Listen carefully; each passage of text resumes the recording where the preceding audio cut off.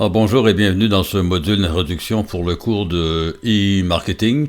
Je vous rappelle que les objectifs du cours, c'est d'introduire les concepts de base de e-marketing, ce qui est un peu peut-être ringard dans le sens où c'est difficile d'imaginer aujourd'hui de faire du marketing sans utiliser des technologies Internet. Mais bon, alors on va se concentrer surtout sur ces technologies-là. Et un aspect du cours, c'est l'importance qu'il y a de travailler à réaliser des choses concrètes et pas simplement évoquer des concepts sans trop y croire. Alors, en termes de choses concrètes, un des aspects que vous verrez bientôt, c'est la possibilité pour vous d'obtenir une certification professionnelle. Et ça peut être une ligne utile dans votre CV. Et puis, je vous invite très fortement à toutes vos contributions, de les ancrer dans la réalité, votre travail de session également. Un objectif, évidemment, du cours, c'est de favoriser l'acquisition de compétences critiques. J'ai pas besoin de faire un long argument pour vous dire que le métier de marketeur change très rapidement à cause des avancées technologiques qu'on doit apprendre à utiliser correctement. Ça suppose une certaine dextérité technique, mais aussi, on le verra à la fin du module, une flexibilité cognitive. Déroulement du cours, il y a 12 séances conventionnelles. Pour chaque séance, il y a une vidéo. Ce que je vais faire, le cours, en fait, reprend des trucs très standards et donc je vais réactiver les vidéos qu'on a utilisées l'an dernier. En ce qui regarde le matériel nouveau, on va compter sur vos contributions, nos échanges pour le couvrir.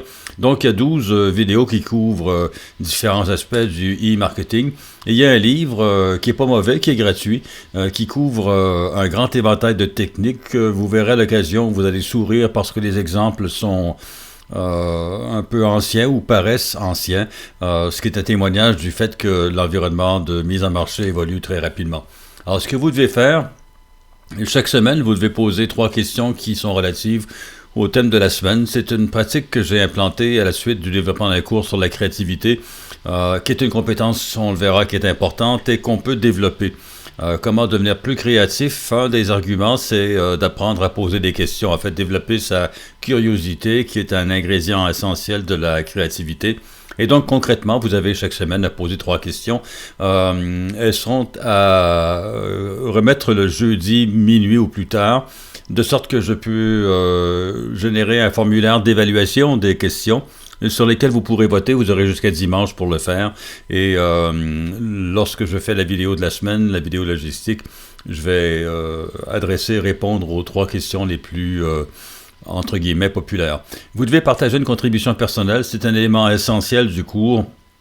Qu'est-ce qu'une contribution? C'est un document d'une page qui apporte une information sur un point très précis, très particulier. Alors, évitez les choses vagues, surtout pas une page qui explique pourquoi le marketing numérique est très important, mais concentrez-vous sur, je sais pas, l'exemple que je donnais hier lors du Zoom, c'est de quelle façon on optimise notre publicité sur Instagram, est-ce qu'il y a des outils en particulier que vous pouvez utiliser, etc., etc. Donc, soyez le plus précis possible, et puis, j'en reparle dans quelques instants, on va générer un sommaire exécutif, vous allez pouvoir le parcourir, voir de quoi les collègues, ils sont nombreux, on est presque 100 étudiants, ont parlé. Et puis, je vais vous demander de laisser des commentaires sur au moins 5 contributions. Donc, chaque semaine, vous avez une contribution à faire et puis au cours des prochains jours, là, il n'y a pas d'échéance de temps, mais vous devriez laisser 5 commentaires sur chacun des thèmes. Un projet d'équipe ou une certification. De manière traditionnelle, il y a une dizaine d'années, c'était le projet d'équipe que tout le monde faisait. Ensuite, on a introduit la possibilité de créditer une certification. Les plus fréquentes sont celles de Google dans leur Skill Shop. Ça peut être AdWords. Maintenant, je voyais quelqu'un suggérait la possibilité d'avoir introduction à Generative AI. Enfin, il y a plusieurs certification intéressante. Et vous pouvez aussi, il y a un étudiant qui disait vouloir lancer son entreprise. Vous pouvez développer un plan marketing pour une organisation. Et puis un dossier individuel, le fameux term paper, où vous rédigez un document de 5000 mots sur le sujet de votre choix. Donc, les plateformes, il y a Brio, la nouvelle plateforme facultaire ou universitaire. Le groupe Facebook, parce que Brio n'a pas de module social pour échanger. Facebook demeure la plateforme la plus facile, je pense, à utiliser. J'ai essayé LinkedIn, j'ai essayé WhatsApp, Slack et très très peu de participation comparativement à Facebook. Il y a un espace Google Drive où vous trouvez des documents qui sont à consulter et où vous déposez vos documents. Et il y a la fameuse playlist sur YouTube où tous les modules vidéo sont disponibles. En termes d'évaluation, 10% pour avoir posé vos 3 questions chaque semaine. Le simple fait de poser la question vous donne les points. Ensuite, il y a 15% de la note qui constitue le volet contribution hebdomadaire. 10% pour la contribution. En fait, ça veut dire que si il y a 12 thèmes, vous faites 10 contributions, vous aurez vos 10 points. 11 et 12, c'est pour de la gloire ou parce que ça vous intéresse ou parce qu'on a pris l'habitude de. Et puis, il y a 5 points pour avoir laissé 5 commentaires chaque semaine là, sur le thème de la semaine, sur des contributions que d'autres collègues ont déposées. 30% pour une certification. En termes d'évaluation, si vous avez obtenu le certificat de Skillshop dans Google ou de Hootsuite ou de Salesforce, vous avez tous vos points. Si vous avez échoué, en général, les certifications, il y a un examen à passer pour obtenir le certificat. Et puis, il y a une note de passage qui est très souvent 80%. Si vous avez 75%, ben, vous aurez le 3/4 de 30%. Donc 20 quelques points, là, ce sera au prorata. Et si vous avez réussi la certification, vous avez tous vos points. Si vous faites le projet, il y a 3 volets de 10 points. Alors vous faites une analyse d'opportunité, 10 points que vous remettez le 15 du mois.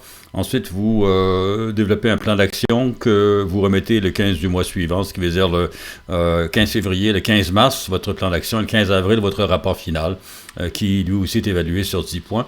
Et puis, le dossier individuel, c'est 45% de la note. Alors, question de la semaine, 3 questions en rapport avec le thème de la semaine, ou plus tard, jeudi à minuit. Pour me laisser le temps de générer le formulaire d'évaluation. Vous voterez sur les questions préférées. Vous avez jusqu'à dimanche pour le faire, minuit. Et puis, moi, lundi matin, je peux colliger les votes que vous avez émis et puis voir quelles sont les questions les plus importantes et y répondre. Contribution personnelle, partager une information. Je devrais avoir souligné ici et mis en orange le mot « utile ». Indiquer clairement là où les sources dans votre document, résumer brièvement l'information, je mets en parenthèse le mot image. Si vous pouvez ajouter un visuel à votre contribution, c'est souvent très utile. Et puis, mettez un commentaire sur ce qui vous semble approprié, le cas échéant. Je vous dirais que l'important, c'est un document d'une page qui apporte un élément d'information qui peut être utile à un professionnel du marketing. Alors, c'est sur une page et j'indique ici là, en orangé format natif. La raison pour laquelle je vous demande de le mettre en format natif, c'est que pour générer le sommaire exécutif, la procédure ne va pouvoir lire les commentaires que si le document est un document Google Doc. Si c'est un document Microsoft Word ou LibreOffice que vous avez téléversé, malheureusement, l'API ne peut pas lire les commentaires. Et les commentaires, on veut les lire, les comptabiliser, les résumer. Ça ne vous oblige pas à rédiger le document dans Google Drive. Tout ce que vous avez à faire, c'est quand vous téléversez votre document que vous avez écrit, très souvent c'est avec Office, Microsoft Word, vous allez ouvrir votre document dans le fichier Drive et sous le menu File ou Fichier, vous sauvez sous la forme de Google Doc. Vous le transformez en Google Doc et puis vous jetez, ensuite mettez à la poubelle votre version Microsoft Word, de sorte que l'application pourra lire dans son intégrité le document que vous avez soumis. C'est pas dramatique. Si vous n'avez pas fait ça, tout ce qui va se passer, c'est que je vais devenir propriétaire du document. Les commentaires qui sont indiqués, je serai notifié par courriel alors que vous ne le verrez pas. Mais c'est donc, je vous suggère fortement de convertir vous-même pour que vous puissiez demeurer propriétaire du document. et déposez plus tard le dimanche de la semaine concernée. Cette semaine, vous verrez, ce que je vous demande de faire, c'est de faire une contribution sur les compétences recherchées d'un gestionnaire en marketing. Vous avez jusqu'à dimanche minuit pour la déposer, pour qu'elle fasse partie du sommaire exécutif. Ensuite, ce que je vous demande de faire, c'est de parcourir la semaine suivante, donc lundi prochain par exemple, vous parcourez le sommaire exécutif. Vous verrez à quoi ça ressemble, mais c'est grosso modo une page maximum qui résume l'ensemble des contributions. Comme je vous dis, il y en a une centaine, donc ça va être volumineux. Ensuite, les contributions sont regroupées par sous-thèmes, et puis sous chacun de ces sous-thèmes-là, vous verrez les contributions avec un hyperlien qui vous amène sur le document, ce qui, je pense, augmente beaucoup la facilité, améliore la facilité avec laquelle vous pouvez trouver un document qui vous intéresse et sur lequel vous laisserez un commentaire. Vous en laissez 5. Et les commentaires, je vous demanderai, s'il vous plaît, de ne pas écrire « Wow, c'était vraiment très bien, j'ai beaucoup aimé », mais ajouter de l'information, peut-être trouver une nouvelle source qui soit contredit, soit supporte ce qui est l'élément central de la contribution de l'étudiant. Mettez du contenu utile, de sorte que comme on est nombreux, ce qui est intéressant, c'est qu'il y aura beaucoup de contributions. S'il y a beaucoup de commentaires ou de valeurs ajoutées qui augmentent la qualité du commentaire, ça fait une somme de travail qui est utile. Projet d'équipe, l'option 1, c'est je vous dirais, ce qui était conventionnel. Je ne sais plus dans quelle mesure vous faites souvent ça dans votre programme de MBA, mais on est en équipe de 4 ou 5 ou 6, et puis on travaille sur un projet collectif. L'idée, ce serait de trouver une entreprise, un organisme, enfin quelque chose qui sera l'objet de votre travail. Vous réalisez une analyse d'opportunité, qu'est-ce qui pourrait ou qui devrait être fait. Ça peut être un plan général de marketing, mais ça peut être, on veut développer tel segment de marché, de quelle façon on s'y prend. Ensuite, ça ce sera à remettre le 15 février. Vous avez jusqu'au 15 mars pour générer votre plan d'action et puis l'exécuter et faire un post-mortem de ce que vous avez fait. En général, je favorise énormément les projets qui ont mené à des actions concrètes. Alors, on va éviter de raconter n'importe quoi, puis de dire que ce serait bien ainsi, mais on va faire des choses très précises, appuyées sur de l'information qu'on a vraiment recueillie pour résoudre un véritable problème de l'organisation. Déposez les rapports du 15 du mois, ce qui veut dire 15 février, 15 mars, 15 avril. Vous déposez votre analyse d'opportunité, votre plan d'action, votre résultat post-mortem. Et puis, donc, en équipe de 5 plus ou moins 1, vous indiquez sur le fichier étudiant le titre de votre travail et ce sera simple pour moi de voir qui sont les membres d'une équipe parce que vous aurez tous mis le même titre dans la colonne appropriée. L'option 2, c'est d'obtenir une certification. Je vous dirais que c'est de loin la formule la plus populaire. Je pense qu'au cours des 5 dernières années, on a eu 2 ou 3 travaux de type traditionnel et tout le monde fait des certifications, ou à peu près. La famille de certification la plus populaire, c'est Skillshop de Google. Je vous dirais, soyez prudents. Si vous tapez dans votre moteur de recherche préféré certification Google, vous verrez qu'il y a 2 familles de certifications. La famille Skillshop, c'est gratuit et c'est une certification. Et la famille Coursera, ce sont des cours sur des sujets, mais ça n'amène pas une certification professionnelle, quoique maintenant je pense que Google semble avoir utilisé un vocabulaire qui suggérerait que, mais c'est pas ça qu'on a en tête. On ne peut pas créditer un cours d'une autre institution d'enseignement, ce qu'est Coursera. Tout ce qu'on peut faire, par contre, et encourager, c'est que vous ayez acquis une certification professionnelle que vous retrouverez donc sur Skillshop, où il y a Salesforce qui est une excellente organisation qui offre des programmes de certification mais qui sont plus complexes.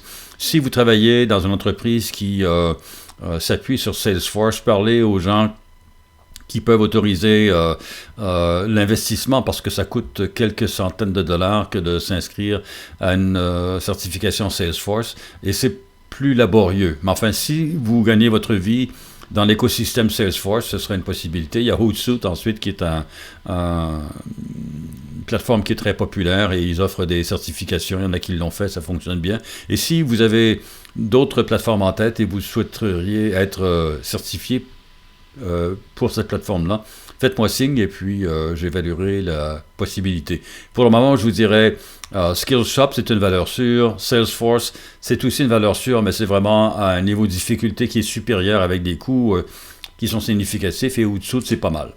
Documenter sur Google Drive, donc vous ouvrez un document à votre nom et puis ça nous prend dans le document minimum de choses. Ça nous prend une preuve que vous avez démarré le processus en janvier 2026. Alors, on ne peut pas créditer une certification que vous auriez déjà obtenue. Donc, ce sera une nouvelle certification, et ça nous prend aussi une capture d'écran du certificat que vous avez reçu. Donc, ce sont les deux éléments essentiels. Entre les deux éléments essentiels, vous pouvez documenter comme vous le souhaitez. Ce n'est pas évalué. Ça nous est utile pour voir dans quelle mesure la certification, c'est trop simple ou au contraire trop difficile. Comment ça s'est déroulé. Est-ce que vous avez réussi du premier coup? Il a fallu que vous vous y repreniez à plusieurs reprises, etc., etc. Bref, journal de bord. Je dirais pas facultatif, mais en fait, ce l'est. On n'évalue pas ça. Mais ne perdez pas trop de temps. Vous n'avez pas à vraiment tout écrire dans le détail ce que vous avez fait. Indiquez votre intention dans le fichier étudiant, dans la colonne projet certification, indiquez quelle certification vous comptez réaliser. Moi, je vais jeter un coup d'œil à l'occasion, m'assurer que tout le monde ait signalé son intention de soit faire un projet de session, soit obtenir une certification. Le projet personnel, le travail long, sujet au choix. Ce que je dis toujours, c'est assurez-vous que c'est utile pour vous. Ce que vous faites, c'est un cours universitaire, mais en fait, c'est l'acquisition de compétences et de connaissances utiles pour votre travail qui compte. C'est pas des travaux d'étudiants, j'en ai lu tout plein. C'est pas pour moi que vous écrivez le travail, c'est pour vous. Et donc, assurez-vous que c'est utile pour vous. En termes de taille, c'est pas une thèse de 3e cycle, c'est pas non plus un mémoire de fin d'études, c'est un document qui fait une dizaine de pages. J'aurais dû écrire, je parle de moins en moins fréquemment de pages maintenant, 5000 mots, 5000 mots, et à peu près le nombre d'informations que vous devriez vous communiquer. Apprenez quelque chose d'utile pour vous, à souligner. Vos collègues idéalement, tous les travaux sont publics parce que c'est déposé dans Drive. Vous pouvez, si vous pensez que c'est essentiel, limiter l'accès.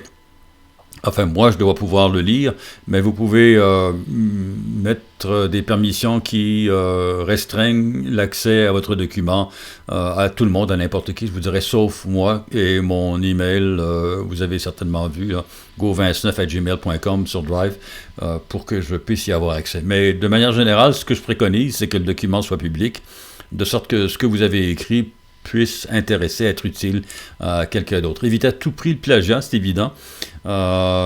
Aujourd'hui, la tentation peut être de demander à un modèle de langage de faire une grosse partie du travail.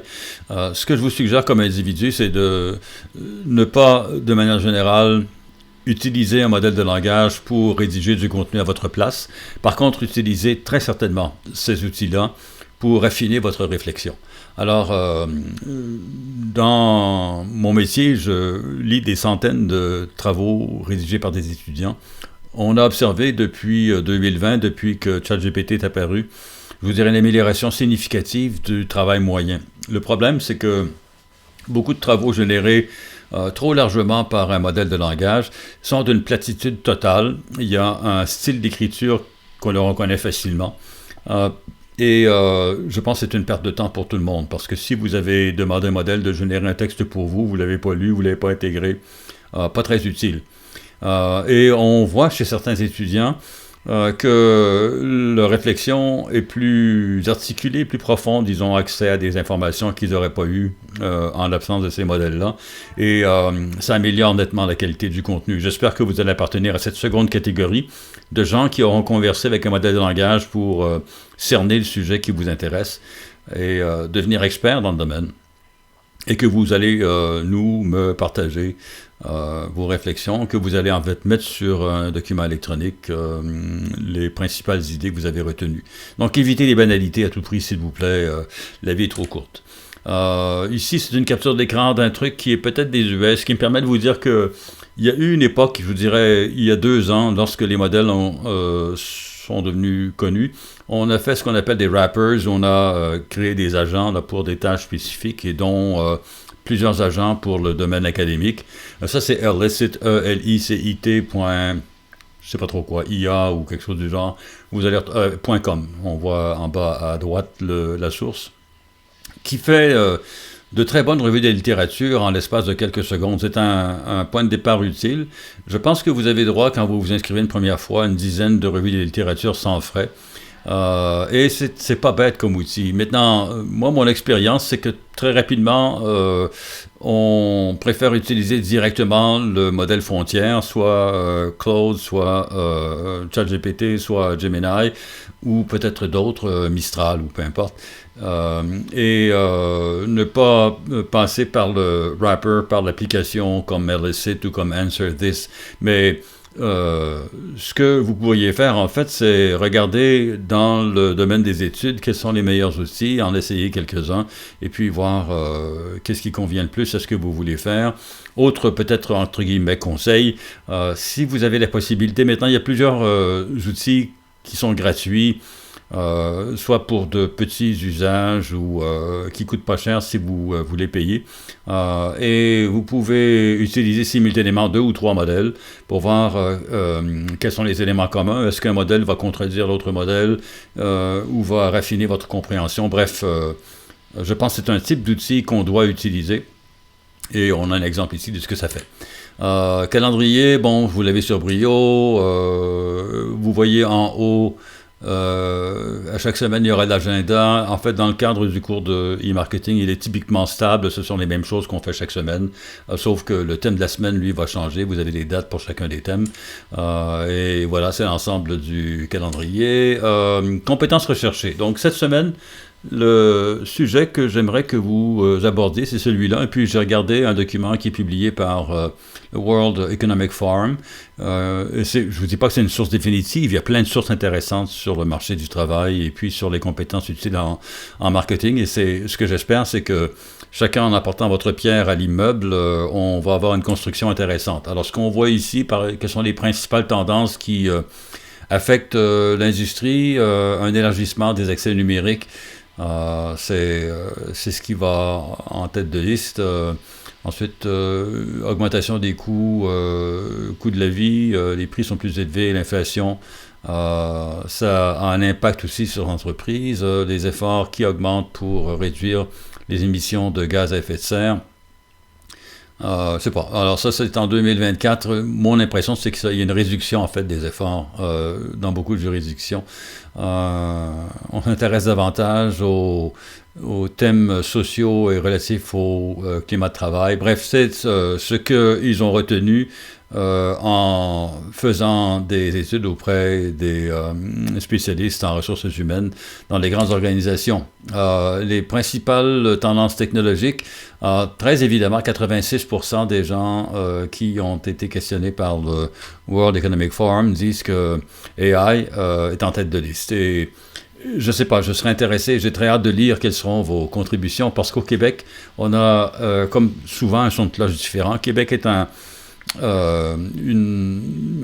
territoire où il y a beaucoup de toutes petites entreprises. Et les toutes petites boîtes, il y a celles qui sont très progressives, peuvent réagir rapidement, mais il y a celles qui sont dépassées par le changement technologique et qui attendent ou qui espèrent que la tempête va passer et qui vont être épargnés, d'une part. Et donc, je ne sais pas si l'intérêt est aussi élevé ici, ou s'il est plus faible. Moi, personnellement, mon impression, c'est que tout le monde devrait regarder ce qui est possible de faire. C'est comme la révolution industrielle, mais qui, elle, a eu un impact sur le transport des choses. Alors, l'automobile, le camionnage, le train, ces choses-là, il y a 300 ans, n'existaient pas.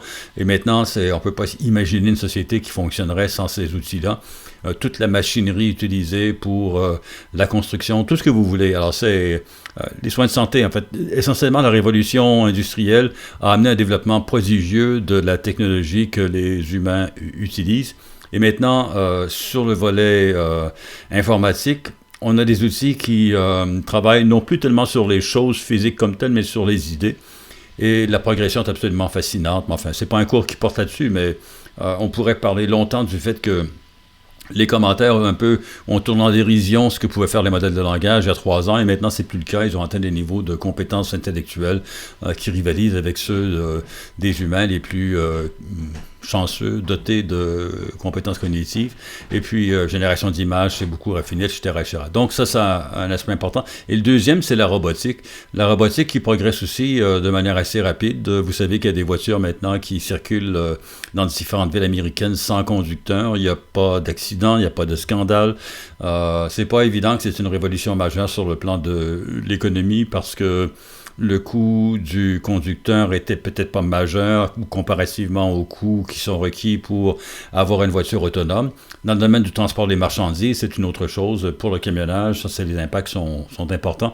Et tout pour la production manufacturière, il y a beaucoup de possibilités qui sont significatives. Dans la restauration, on pense remplacer les serveurs par des machines, par des robots, etc., etc. Génération, stockage d'énergie, la distribution, nouveaux matériaux, etc., etc. Bon, alors, ce qui domine très nettement, c'est AI et robotique. Quels sont les indicateurs de demande pour les compétences en interaction avec les systèmes d'intelligence artificielle générative?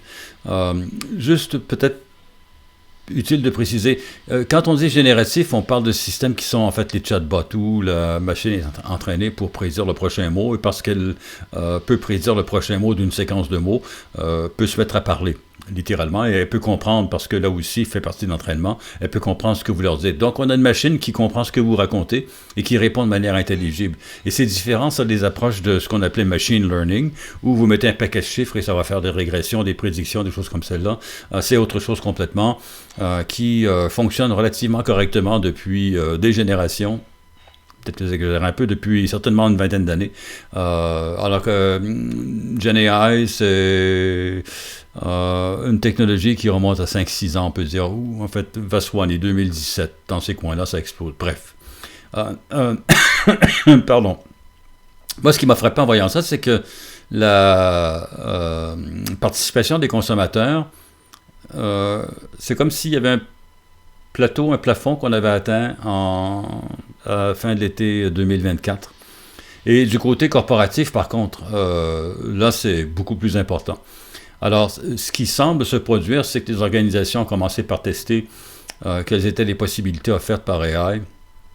On constaté que il y a des business cases, il y a des situations où c'est un outil qui est extrêmement utile, soit pour automatiser une tâche banale, et ce qui laisse plus de temps au personnel, soit pour augmenter la qualité de la réflexion du personnel. Alors, c'est soit comme des conseillers à qui vous parlez en entreprise pour régler un problème complexe. Prenons dans le domaine du marketing, faire un brainstorming pour développer une stratégie de campagne communication. C'est une utilisation, je vous dirais, de haut niveau, alors que la génération d'un texte publicitaire qui va être placé sur un médium social, c'est automatisé, ce qu'on faisait faire par des gens auparavant. Et on sait de mieux en mieux comment utiliser ça.